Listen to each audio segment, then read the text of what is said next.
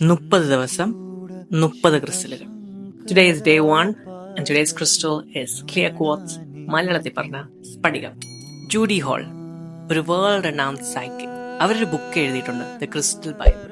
ആ ബുക്കില് ഈ ക്രിസ്റ്റലിനെ പറ്റി പറയുന്നത് ഇങ്ങനെയാണ്: most powerful healing and energy amplifier on the planet.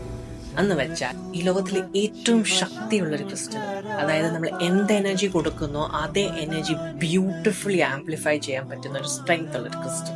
Beyond western interpretations, ഇന്ത്യയിൽ ഈ ക്രിസ്റ്റലിന് വളരെ വലിയൊരു സിഗ്നിഫിക്കൻസ് ഉണ്ട്. ഇന്ത്യയിൽ mostly this is associated with Lord Shiva. അതുകൊണ്ടാണ് പല ശിവക്ഷേത്രങ്ങളിലെ ശിവലിംഗം ക്ലിയർ ക്വാർട്സ് കൊണ്ട് ഉണ്ടാക്കുന്നത്. എന്നിട്ട് സ്കന്ദപുരാണയിൽ പറഞ്ഞിട്ടുണ്ട്, ഒരു സ്ഫടിക ശിവലിംഗത്തിന്റെ മുന്നിൽ നിന്ന് പ്രാർത്ഥിക്കുന്നത് 108 ശിവക്ഷേത്രങ്ങളുടെ മുന്നിൽ നിന്ന് പ്രാർത്ഥിക്കുന്നതിന് തുല്യമാണ്. അത്രയും ബ്യൂട്ടിഫുൾ ആയ എനർജിയാണ് ഈ ക്രിസ്റ്റൽ ഹോൾഡ് ചെയ്യുന്നത്. സ്ഫടികത്തിന്റെ എനർജി നമുക്ക് ഏറ്റവും എളുപ്പം കണക്ട് ചെയ്യാൻ പറ്റുന്നത് സ്ഫടികത്തിന്റെ ഒരു ബ്രേസ്ലെറ്റ് നമ്മുടെ ലെഫ്റ്റ് ഹാൻഡിൽ ധരിക്കുമ്പോഴാണ്. അതുകൊണ്ട് നിങ്ങൾക്ക് ഇതിനെപ്പറ്റി കൂടുതൽ അറിയണമെങ്കിലോ എനർജി എക്സ്പീരിയൻസ് ചെയ്യണമെങ്കിലോ സ്ഫടികം എന്ന് കമന്റ് ചെയ്താൽ